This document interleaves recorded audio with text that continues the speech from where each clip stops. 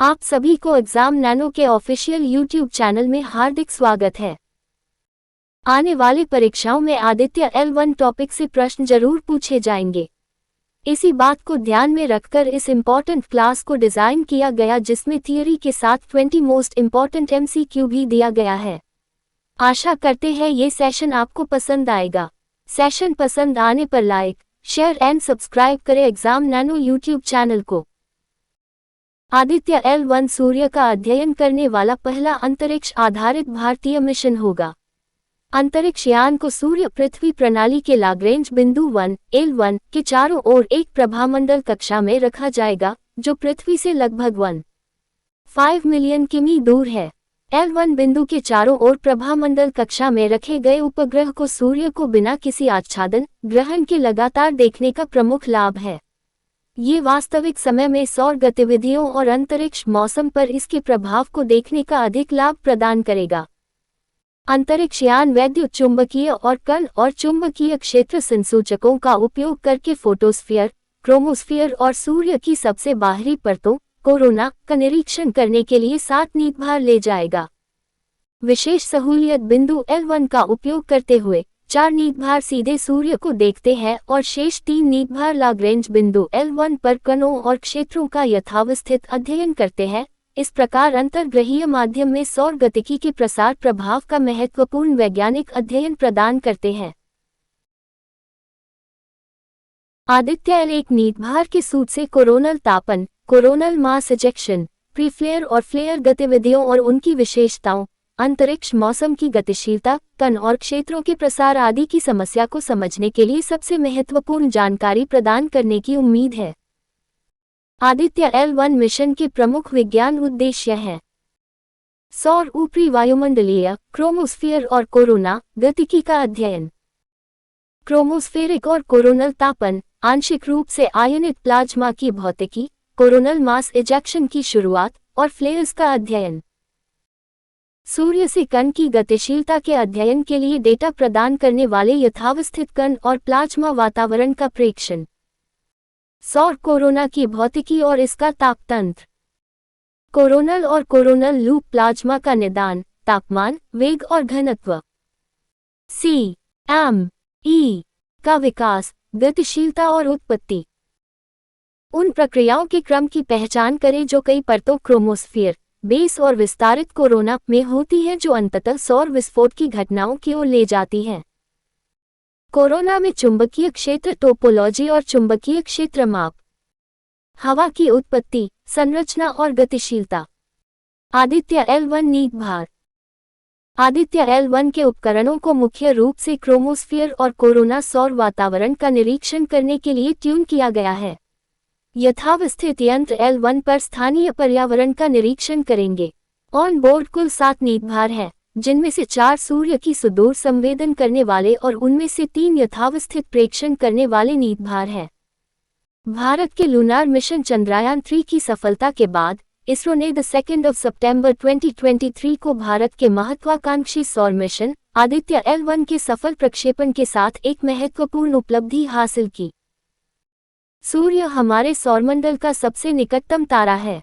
अध्ययनों के अनुसार सूर्य की अनुमानित आयु लगभग 4.5 अरब वर्षों के करीब है।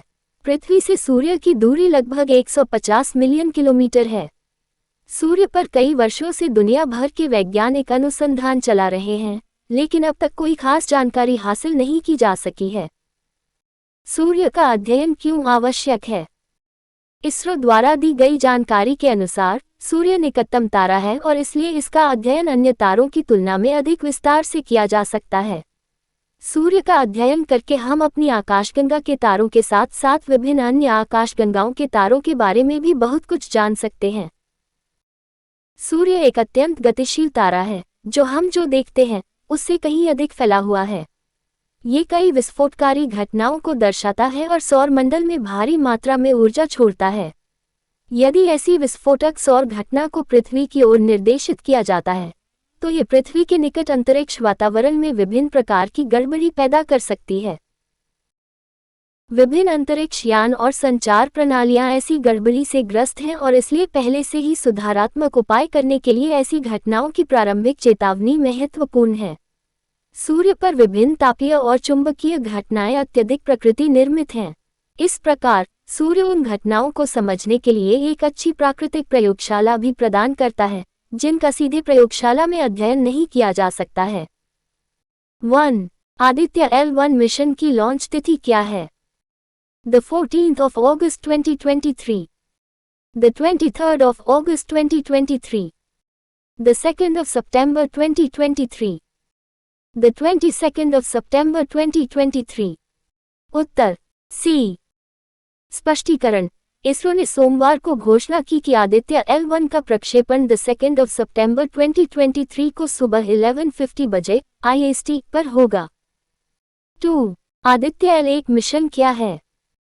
सूर्य का अध्ययन करने वाला पहला भारतीय मिशन। तारों का अध्ययन करने के लिए इसरो का मिशन। चंद्रमा का अध्ययन करने का एक और मिशन। कक्षा को समझने का मिशन। Uttar A। स्पष्टीकरण: आदित्य L1 सूर्य का अध्ययन करने वाला पहला अंतरिक्ष आधारित भारतीय मिशन है। 3. आदित्य L1 मिशन कौन लॉन्च कर रहा है? रॉसकॉस्मोस, नासा, इसरो, यूरोपीय अंतरिक्ष एजेंसी। उत्तर C। स्पष्टीकरण: भारतीय अंतरिक्ष अनुसंधान संगठन इसरो पहला भारतीय सौर मिशन आदित्य L1 लॉन्च कर रहा है।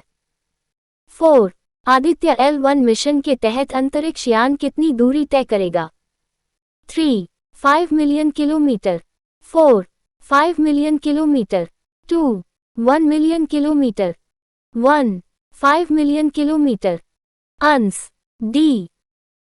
स्पष्टीकरण: सूर्य पृथ्वी प्रणाली के लैग्रेंज बिंदु 1 L1 के चारों ओर एक प्रभामंडल कक्षा में स्थापित होने के लिए अंतरिक्ष यान को पृथ्वी से 1.5 मिलियन किमी की यात्रा करनी होगी। 5. आदित्य L1 मिशन का अवलोकन करेगा। फोटोस्फीयर, क्रोमोस्फीयर, सूर्य की सबसे बाहरी परतें उपरोक्त सभी। उत्तर D। स्पष्टीकरण: अंतरिक्ष यान प्रकाश मंडल, क्रोमोस्फीयर और सूर्य की सबसे बाहरी परतों कोरोना का निरीक्षण करने के लिए 7 पेलोड ले जाता है। 6. कैसे पूरा होगा आदित्य L1 का मिशन? A. विद्युत चुंबकीय डिटेक्टर, B. चुंबक क्षेत्र डिटेक्टर, C. विद्युत चुंबकीय और कण क्षेत्र डिटेक्टर, D. उपरोक्त में से कोई नहीं। उत्तर C। स्पष्टीकरण: सभी उद्देश्यों को पूरा करने के लिए विद्युत चुंबकीय कण और चुंबकीय क्षेत्र डिटेक्टरों का उपयोग किया जाएगा। 7. आदित्य L1 मिशन में किस रॉकेट का उपयोग किया गया है? PSLV-C57 rocket, GSLV, LVSM, GSLV Mk3। Uttar A। स्पष्टीकरण: आदित्य L1 को PSLV-C57 रॉकेट का उपयोग करके लॉन्च किया जाएगा। खगोलशास्त्री और प्रोफेसर डॉक्टर RC कपूर ने ANI को बताया कि PSLV इसरो का एक भरोसेमंद वर्कहॉर्स है। 8. आदित्य L1 मिशन का बजट क्या है? A. 5 करोड़ अमेरिकी डॉलर, B. 3 करोड़ अमेरिकी डॉलर, C. 7 करोड़ अमेरिकी डॉलर, D. 3 करोड़ अमेरिकी डॉलर। Uttar A। स्पष्टीकरण: इस मिशन का कुल बजट 5 करोड़ अमेरिकी डॉलर होने की उम्मीद है। 9. आदित्य L1 ले जाएगा 6 पेलोड, 7 पेलोड, 8 पेलोड, 9 पेलोड। उत्तर B। स्पष्टीकरण: इसरो के अनुसार 4 पेलोड सीधे सूर्य को देखते हैं और शेष 3 पेलोड लैग्रेंज बिंदु L1 पर कणों और क्षेत्रों का इन सीटू अध्ययन करते हैं। इस प्रकार अंतर्ग्रहीय माध्यम में सौर गतिशीलता के प्रसार प्रभाव का महत्वपूर्ण वैज्ञानिक अध्ययन प्रदान करते हैं। 10. आदित्य L1 को सूर्य तक पहुंचने में कितना समय लगेगा? 3 महीने, 2 महीने, 4 महीने, 5 महीने। उत्तर C। स्पष्टीकरण: आदित्य L1 लगभग 4 महीनों में 1.5 मिलियन किलोमीटर की यात्रा करेगा। 11. आदित्य L1 को लॉन्च किया जाएगा। विक्रम साराभाई अंतरिक्ष केंद्र तिरुवनंतपुरम, मानव अंतरिक्ष उड़ान केंद्र बेंगलुरु, भारतीय रिमोट सेंसिंग संस्थान IIRS, श्रीहरिकोटा अंतरिक्ष केंद्र। उत्तर डी। स्पष्टीकरण, प्रक्षेपण आज सुबह 11:50 बजे श्रीहरिकोटा के सतीश धवन अंतरिक्ष केंद्र से होगा। इसरो ने कहा कि PSLV C-57 पर आदित्य L1 के प्रक्षेपण के लिए 23:10 घंटे की उल्टी गिनती शुक्रवार को शुरू हो गई। 12. PSLV का पूर्ण रूप क्या है? ध्रुवीय उपग्रह प्रक्षेपण यान, ध्रुव अंतरिक्ष भूमि वाहन, पावर सैटेलाइट लॉन्च वाहन, ध्रुवीय अंतरिक्ष प्रक्षेपण यान। उत्तर ए। स्पष्टीकरण, ध्रुवीय उपग्रह प्रक्षेपण यान भारतीय अंतरिक्ष अनुसंधान संगठन द्वारा डिजाइन और संचालित एक व्यय योग्य मध्यम लिफ्ट प्रक्षेपण यान है। 13. आदित्य L1 की प्रति घंटा गति क्या है? 300 किलोमीटर घंटा, 400 किलोमीटर घंटा, 500 किलोमीटर घंटा, 600 किलोमीटर घंटा। उत्तर सी।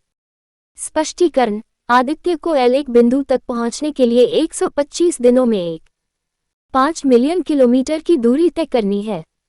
14. आदित्य L1 मिशन निदेशक कौन है?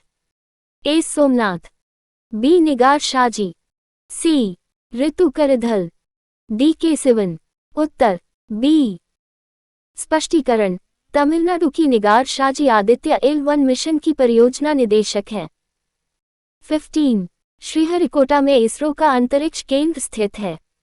कर्नाटक, बेंगलुरु, तिरुपति, उपरोक्त में से कोई नहीं। उत्तर सी। 16. आदित्य L1 सौर मिशन के लॉन्च से पहले भारतीय अंतरिक्ष अनुसंधान संगठन इसरो की हालिया उपलब्धि क्या थी? ए. सफल चंद्र अभियान चंद्रयान 3, बी. मंगल ग्रह पर रोवर की लैंडिंग, सी. संचार उपग्रह का प्रक्षेपण, डी. शुक्र ग्रह पर रोवर की लैंडिंग।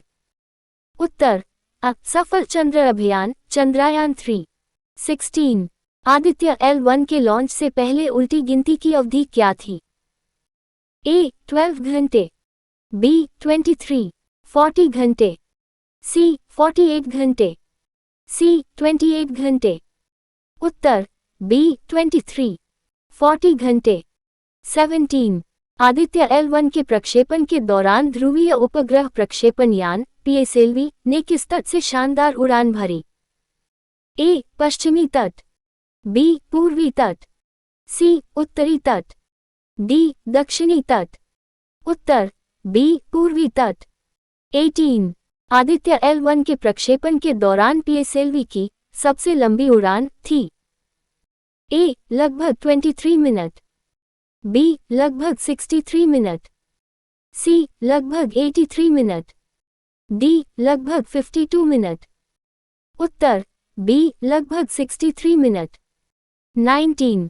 कौन सी बात आदित्य L1 को अंतरिक्ष ऑब्जर्वेटरी में अद्वितीय बनाती है? ए. ये पहली अंतरिक्ष आधारित ऑब्जर्वेटरी है, बी. यह अब तक लॉन्च की गई सबसे बड़ी ऑब्जर्वेटरी है, सी. इसे दूर की आकाशगंगाओं का अध्ययन करने के लिए डिजाइन किया गया है, डी. ये समुद्री अंतरिक्ष आधारित ऑब्जर्वेटरी है। उत्तर अ. ये पहली अंतरिक्ष आधारित ऑब्जर्वेटरी है। 20. अपने गंतव्य तक पहुंचने से पहले आदित्य L1 के पृथ्वी से कितनी दूरी तय करने की उम्मीद है? ए. 100,000 किलोमीटर्स, बी. 1.5 मिलियन किमी, सी. 500,000 kilometres, D. 1,500,000 किलोमीटर्स। उत्तर B. Like, share and subscribe Exam Nano YouTube channel. Join Telegram for PDF. Thanks for watching. Hope you visit again.